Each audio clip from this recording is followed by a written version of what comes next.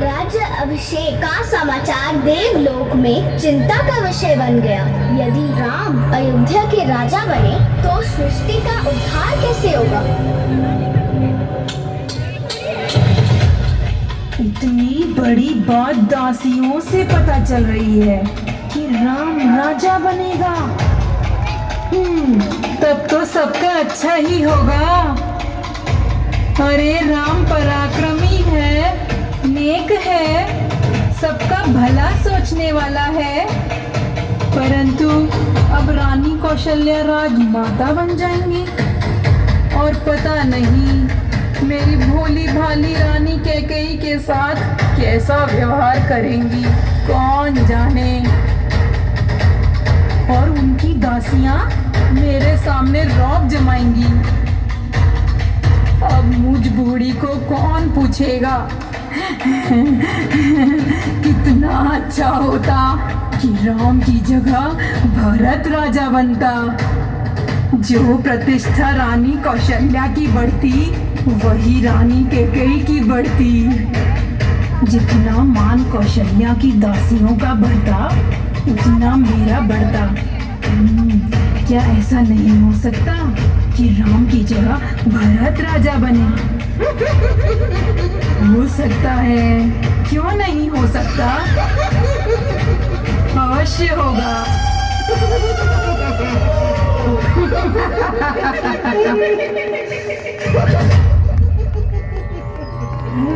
कहते हैं ज्ञान और बुद्धि की देवी सरस्वती की कृपा अगर किसी मंद बुद्धि पर पड़ जाए तो वो विद्वान हो जाए, और वही हुआ। देवताओं के कहने पर माँ सरस्वती ने मंद बुद्धि मंथरा की बुद्धि फेर दी और वो रानी कैकेयी के कान भरने निकल पड़ी। अरे मंथरा, तू उदास क्यों है? बहुत बढ़ बढ़ कर बोलने वाली मंथरा का चेहरा लटका हुआ है। मेरा मन कहता है कि लक्ष्मण ने तुझे कुछ दंड दिया है। अरे कहती क्यों नहीं? महाराज, मेरे चारों पुत्र राम, लक्ष्मण, भरत, शत्रुघ्न सब कुशलता से तो हैं। अरे विपदा आने वाली है। विपत्ति का पहाड़ टूटकर गिरने वाला है। जागो, इससे पहले सब नाश हो जाए। क्या हुआ? इतनी घबराई हुई क्यों हो? तुम्हारी पीठ पीछे षड्यंत्र चल रहा है। तुम्हें रत्ती भर भी अंदेशा है। मंथरा, बात क्या है? पहेलियां क्यों बुझा रही हो? कैसा षड्यंत्र चल रहा है? सब कुशल तो है ना? कैसा कुशल और कैसा मंगल? सब अमंगल होने वाला है। रामचंद्र को छोड़कर आज और किसका कुशल होना है? महाराज दशरथ ने कल राम का राज्याभिषेक करने का निर्णय लिया है। अरे ये तो बहुत शुभ समाचार है। मैं तो बहुत खुश हूँ। राम इस पद के लिए हर तरह से योग्य है। रानी, तुम्हारी बुद्धि फिर गई है। प्रश्न राम की योग्यता का नहीं है, तुम्हारे अधिकार छीनने का है। कल सुबह राज तिलक है और भरत को जानबूझकर ननिहाल भेज दिया। समारोह के लिए बुलाया तक नहीं। तुम्हें तो पलंग पर पड़े पड़े नींद लेना ही प्यारा लगता है। राजा की कपट भरी चतुराई तुम नहीं देखती। बस अब चुप रहे, घर फोड़ कहीं की। जो फिर कभी ऐसा कहा तो तेरी जीभ पकड़ कर निकलवा लूंगी। कोई षड्यंत्र नहीं है इसमें। राज हमेशा ज्येष्ठ पुत्र को ही मिलता है। रानी, तुम भोली हो, अनर्थ को अर्थ समझ रही हो। राम को राज मिला तो वो भरत को देश से निकाल देंगे, उसे दंड देंगे। और तुम्हारी प्रतिष्ठा का क्या? रानी कौशल्या तुम्हारे साथ क्या व्यवहार करेंगी, इसका तुम्हें कोई अंदेशा भी नहीं है। पूरा पखवाड़ा बीत गया सामान सजते, और तुमने खबर पाई है आज मुझसे। मैं तुम्हारे राज में खाती पहनती हूँ, इसलिए सच कहने में मुझे कोई दोष नहीं है। यदि मैं कुछ बनाकर झूठ कहती तो विधाता मुझे दंड देगा। यदि कल राम का राज तिलक हो गया तो समझ लेना तुम्हारे लिए विधाता ने विपत्ति का बो दिया है। जैसे दूध में पड़ी मक्खी को लोग बाहर निकाल फेंक देते हैं, वैसे ही तुम्हें भी लोग घर से निकाल बाहर करेंगे।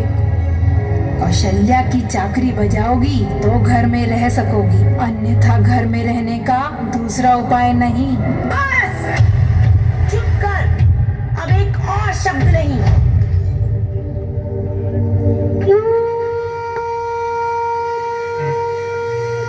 मंथरा, तू सच कहती है। मेरी दाहिनी आंख नित्य फड़का करती है। मैं प्रतिदिन रात को बुरे स्वप्न देखती हूँ, किंतु अपनी अज्ञानतावश तुझसे कहती नहीं। क्या करूं?